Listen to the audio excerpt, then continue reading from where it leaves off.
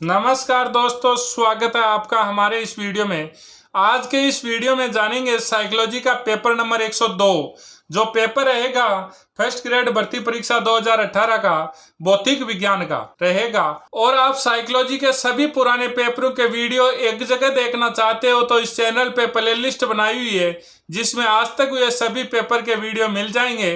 Playlist का link video के description में है। तो पहला क्वेश्चन जो इस प्रकार से है, विकास के विभिन्न पक्ष हैं। तो शारीरिक एवं गतिक विकास, संवेगात्मक एवं सामाजिक विकास, मानसिक एवं संज्ञानात्मक विकास, उपरोक्त सभी। तो इसका सही आंसर ऑप्शन नंबर 4 रहेगा, उपरोक्त सभी। पियाजे के अनुसार निम्नलिखित में से कौन से काल में बालक का लंबाई, क्षेत्रफल और आयतन संरक्षण की समझ विकसित हो जाती है? तो मूर्त संक्रियात्मक काल, ऑप्शन नंबर 1 सही रहेगा। किशोरावस्था में मार्गदर्शन के लिए शिक्षा में कौन सी व्यवस्था करनी पड़ेगी? तो यौन शिक्षा, व्यवसायिक शिक्षा, मानवता मूल्यों की शिक्षा, उपरोक्त सभी। तो इसका सही आंसर ऑप्शन नंबर 4 रहेगा, उपरोक्त सभी। किशोरावस्था में संवेगात्मक विकास हेतु अध्यापक की भूमिका होनी चाहिए, सहयोगात्मक, ऑप्शन नंबर 1 सही रहेगा। गहने के अनुसार निम्नलिखित में से कौन सा अधिगम का प्रकार नहीं है? उद्दीपन, अनुक्रिया, संपर्क, समस्या समाधान, अन्वेषण। तो इसका सही आंसर ऑप्शन नंबर 4 रहेगा, अन्वेषण। अधिगम के प्रयास एवं त्रुटि के सिद्धांत में निम्नलिखित में से कौन सा सिद्धांत सम्मिलित नहीं है? तो तत्परता, अभ्यास, उद्दीपन, प्रभाव। तो इसका सही आंसर ऑप्शन नंबर 3 रहेगा, उद्दीपन। किशोरावस्था में निम्नलिखित में से किस विकास के क्षेत्र को अधिक संवेदनशील माना है? तो संवेगात्मक विकास को, ऑप्शन नंबर 4 सही रहेगा। निम्नलिखित में से कौन सी अधिगम की सर्वाधिक प्रभावशाली विधि है? तो करके सीखना, ऑप्शन नंबर 1 सही रहेगा। निम्नलिखित में से किसे संज्ञानात्मक प्रक्रिया में सम्मिलित नहीं किया जा सकता है? तो परिपक्वता, ऑप्शन नंबर 4 सही रहेगा। निम्नलिखित में से किसे सीखना की श्रेणी में नहीं रख सकते? तो अभ्यास के कारण व्यवहार में होने वाला परिवर्तन, अभ्यास एवं अनुभूति दोनों के कारण व्यवहार में होने वाला परिवर्तन, अभ्यास, अनुभूति एवं अंतर्नोद के कारण व्यवहार में होने वाला परिवर्तन, बीमारी के कारण व्यवहार में होने वाला परिवर्तन।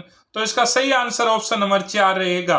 अगला क्वेश्चन डिलीट। निम्नलिखित में से किसे संज्ञानात्मक प्रक्रिया की विशेषताओं में सम्मिलित नहीं किया जा सकता है? तो संज्ञानात्मक प्रक्रियाएं प्रत्येक रूप से प्रेक्षणीय होती है, ऑप्शन नंबर 3 सही रहेगा। संज्ञानात्मक प्रक्रियाएं सक्रिय होती है, संज्ञानात्मक प्रक्रियाएं दक्ष एवं विशुद्ध होती है, संज्ञानात्मक प्रक्रियाएं एक दूसरे से संबंधित होती है।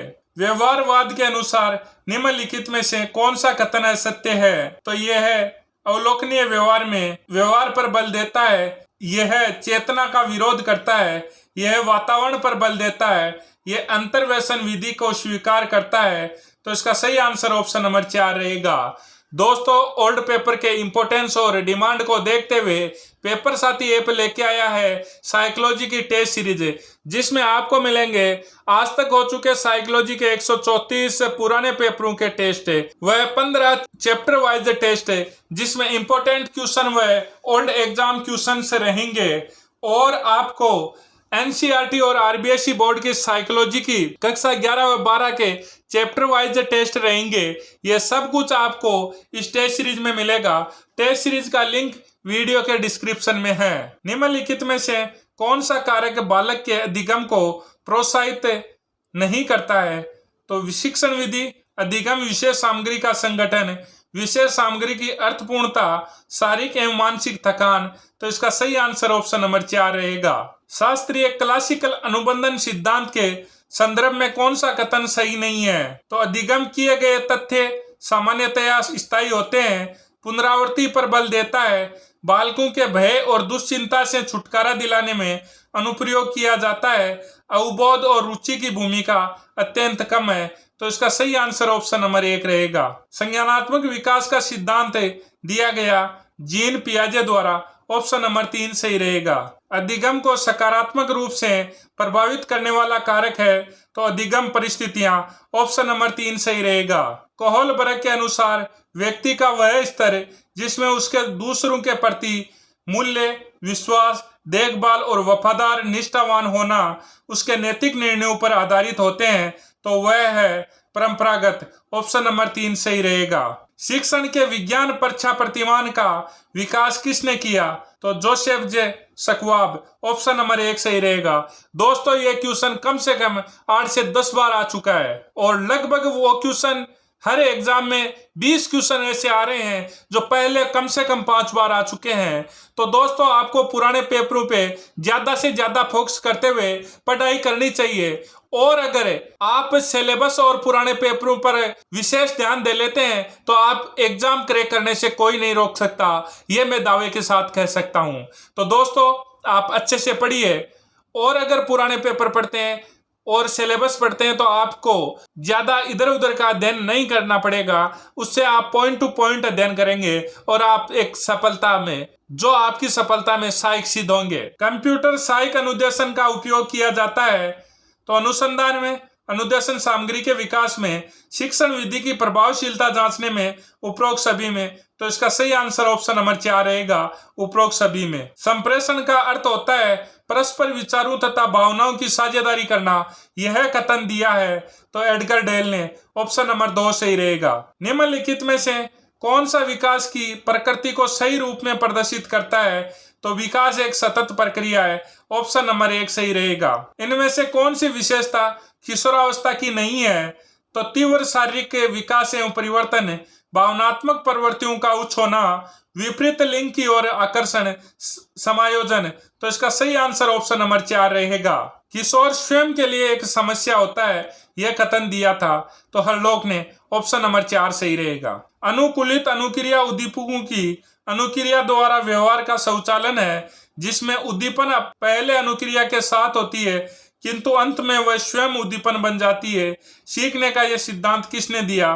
तो यह पावलोव ने, ऑप्शन नंबर 3 सही रहेगा। निर्देशन की प्रकृति के विषय में निम्नलिखित में से कौन सा कथन सही नहीं है? तो यह सार्वभौमिक है, यह स्वयं की समस्या को हल करने में मदद करता है, यह हमेशा के लिए एक बार की ही क्रिया है, निर्देशन करने वाला व्यक्ति दूसरे के लिए समस्या स्वयं हल नहीं करता। तो इसका सही आंसर ऑप्शन नंबर 3 रहेगा। परिपक्वता की विशेषता है तो एक स्वचालित प्रक्रिया, वृद्धि की पूर्णता, अधिगम का आधार, उपरोक्त सभी। तो इसका सही आंसर ऑप्शन नंबर 4 रहेगा, उपरोक्त सभी। मानसिक स्वास्थ्य का अर्थ है वास्तविकता से पर्याप्त सामंजस्य करने की योग्यता, कथन दिया है तो लेडेल ने, ऑप्शन नंबर 3 सही रहेगा। निम्नलिखित में से कौन सी विशेषता एक संवेगात्मक बुद्धि के व्यक्ति की नहीं है? तो संवेगों को सही प्रकार के से प्रत्यक्षीकरण करने और अभिव्यक्त करने की योग्यता, बुद्धि के अनुसार विभेदीकरण करने की योग्यता, अपने और अन्यों दूसरों के संवेगों को समझना, दूसरों के संवेगों और भावनाओं को उपयुक्त तरह से विभेदीकरण करना। तो इसका सही आंसर ऑप्शन नंबर 2 रहेगा। भारत में सृजनात्मक परीक्षण की रचना किसने की? तो बाकर मेहंदी ने, ऑप्शन नंबर 2 सही रहेगा। दोस्तों अगर आप राजस्थान की किसी भी भर्ती की तैयारी कर रहे हैं और आपको चाहिए पुराने पेपर तो आप पेपर साथी ऐप का सहारा ले सकते हैं। जय हिंद, जय भारत।